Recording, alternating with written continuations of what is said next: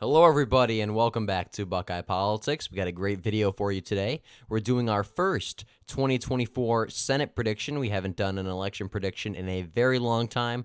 I thought we're a little bit overdue. There's some content I'm kind of working on that I want to get out that's more, I guess you would say, policy-based, more strategic, not exactly election prediction content. I've been working on that. I've also been trying to do the Rust Belt Boys podcast every now and again, so I apologize for the lack of content. That should be we should be getting away from that soon, and we should have videos coming out over the next couple of weeks.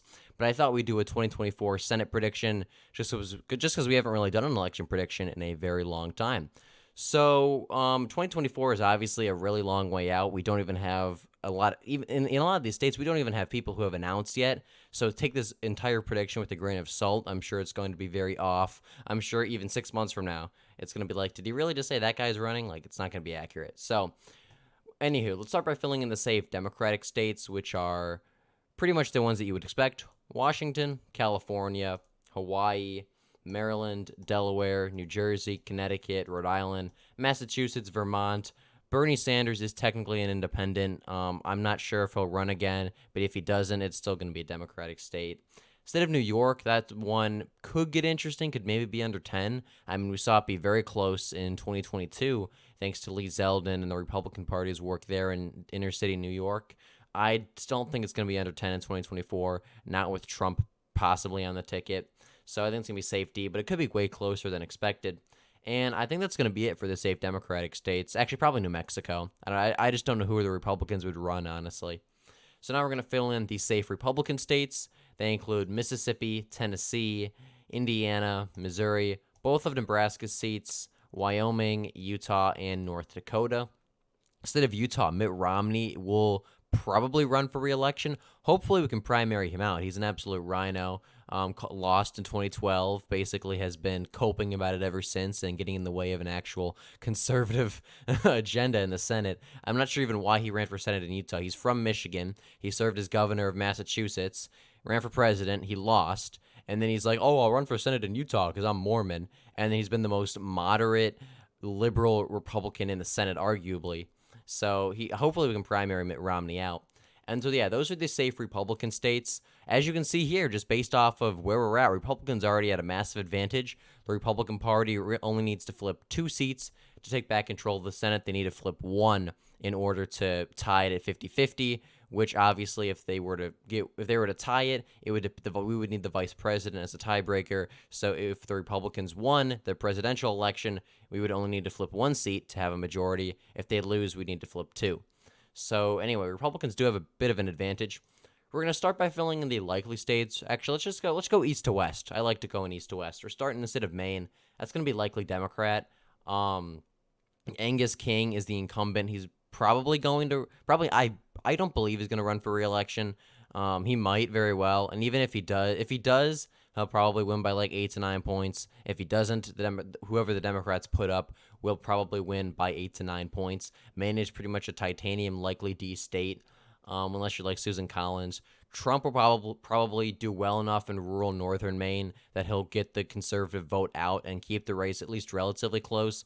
But Angus King does have a lot of history in Maine, so just because there's a lot of unknowns, I'm putting it as likely D. Although if Angus King does not run and the Republicans do put up a decent nominee, it could be close.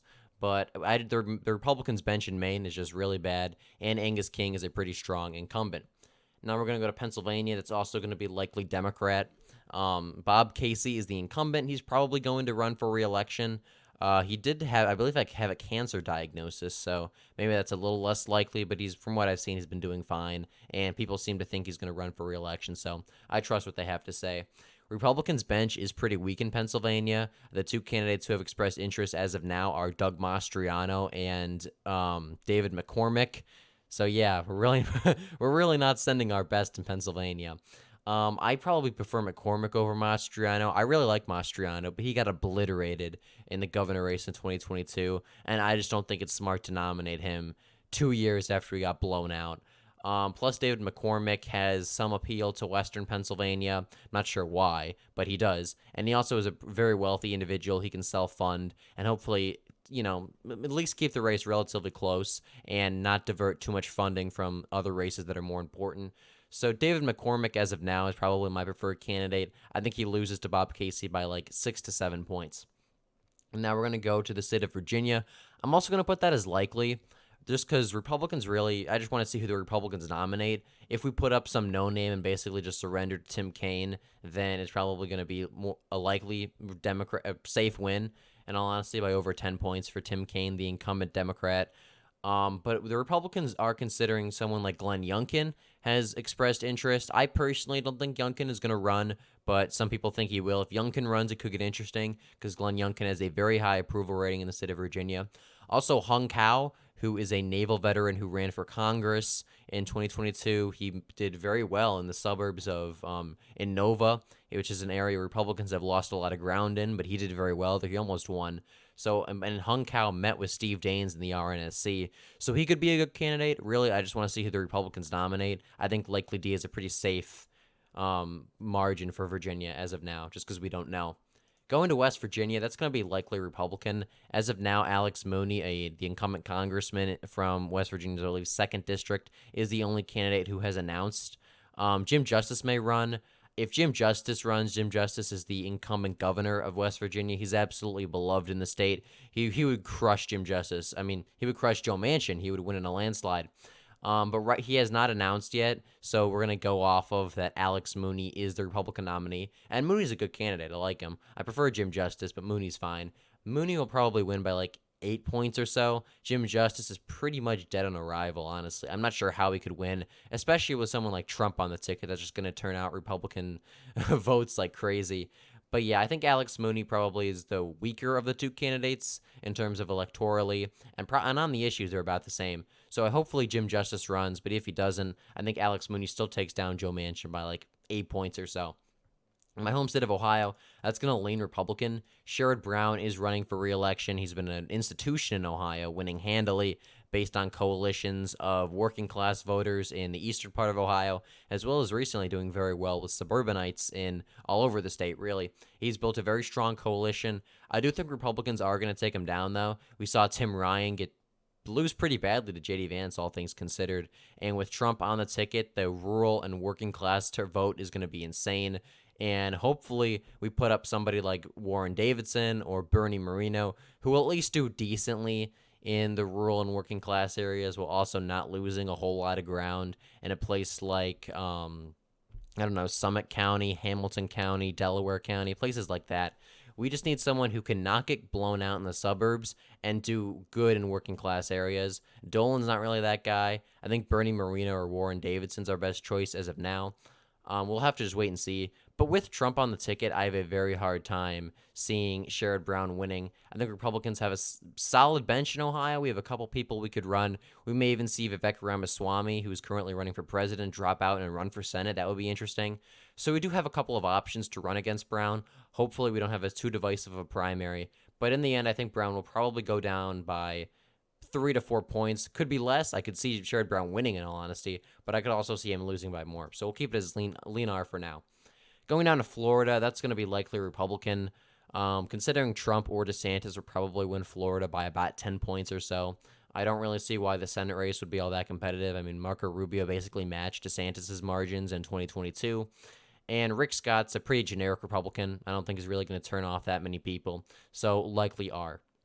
And then that puts the Republicans at 50 seats, and we still have a lot left to go. Michigan, that's going to be lean Democrat. Alyssa Slotkin, who is a congresswoman, has announced her candidacy. She's basically a generic Democrat. She's a little more, she pretends she's this moderate, but she's basically a generic Democrat. She has good appeal in Michigan. I think she'd be very hard to defeat.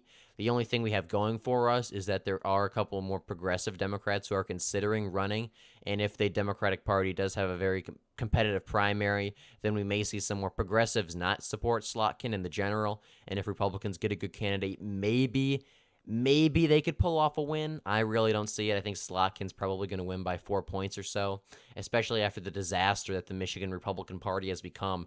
I mean, they got obliterated in 2022. So I think Michigan will be relatively close, but I think Slotkin probably has an advantage. Similar story in Wisconsin. I think it's going to be lean Democrat. I think it's only going to be I think Tammy Baldwin, the incumbent senator, is probably going to win by about 2 points. I'd put Wisconsin as probably the state most likely to go to Trump in terms of the Biden states.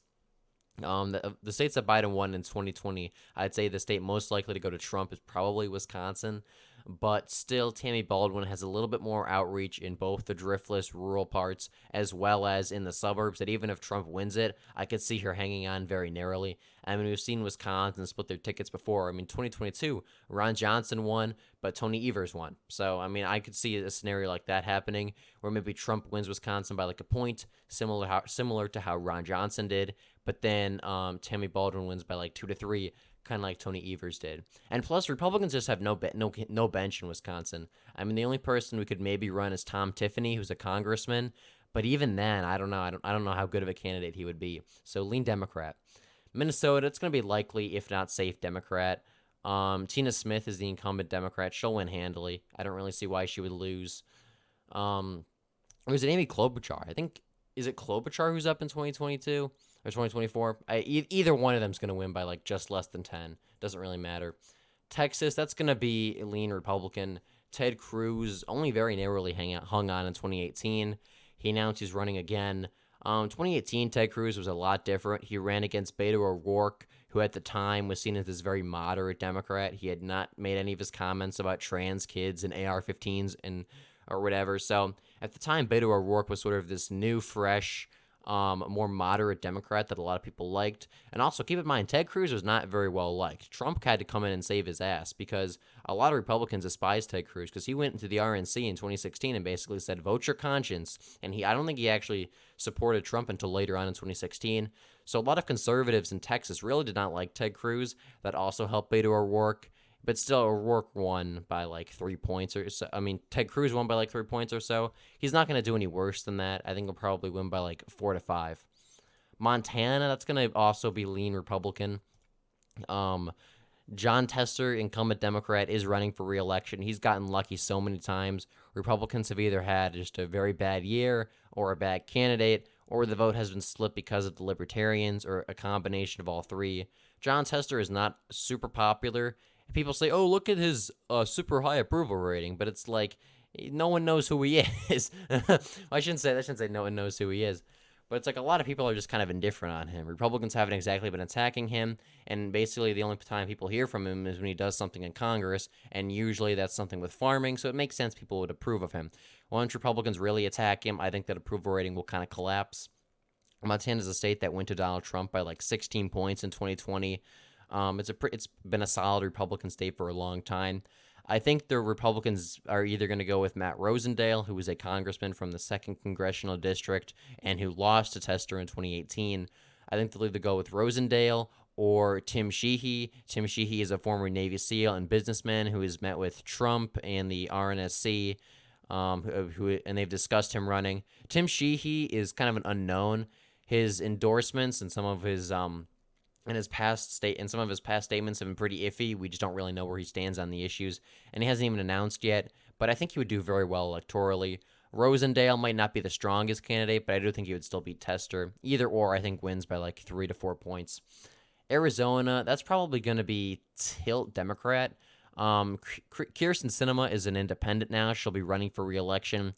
Democrats are pretty much united around Ruben Gallego, who is a very left-wing Democrat congressman from inner city Phoenix. He's very left-wing, and I think it's going to turn off a lot of independents. And the key to winning this race is Republicans have got to unite around a pretty MAGA candidate. Blake Masters, for example, got about 45% of the vote in Arizona. I highly doubt there's that many people who would vote for Blake Masters, who is probably one of the most Trumpian candidates we ran in 2022, but then also vote for Kyrsten Sinema or Ruben Gallego. It's not going to happen. So if we assume that, we assume roughly 45% of voters in Arizona are strong conservatives. They will vote for the Republican nominee. If the Democrats just split their vote and they're competing for the Democrats and the moderates, then hopefully the vote will be split enough Republicans can narrowly pick off the state. However, I just don't know who the Republicans are going to nominate, and I would not be surprised if Republicans in Arizona, just because of Maricopa County, we love Maricopa County, don't we, folks? I would not be surprised if stuff goes on and we narrowly lose the seat. We just really need to wait and see. Nevada, that's also going to be tilt Democrat. We just don't have a bench in Nevada. Jackie Rosen, the incumbent Democrat, is definitely beatable, but I just don't know who we would run against her. Like, I mean, Laxalt had lost both times. He was probably one of the best candidates we could have put up. He's not running again. I highly doubt Joe Lombardo runs. He's the governor of Nevada. I just don't know who we would run. So, I mean, as of now, it's still Democrat because we just don't know who would we even run. Like Rick Harrison, the guy from Pawn Stars. Like, yeah, that's gonna be the guy who gets us over the hump in Nevada. Yeah, sure. I think it's gonna be close, but I just want to see who Republicans put up and how they campaign. So with that, this is the 2024 Senate prediction as of now. As I said, we got a lot more content incoming. I appreciate you guys sticking around and hope you enjoyed this video, so be sure to like and subscribe for more.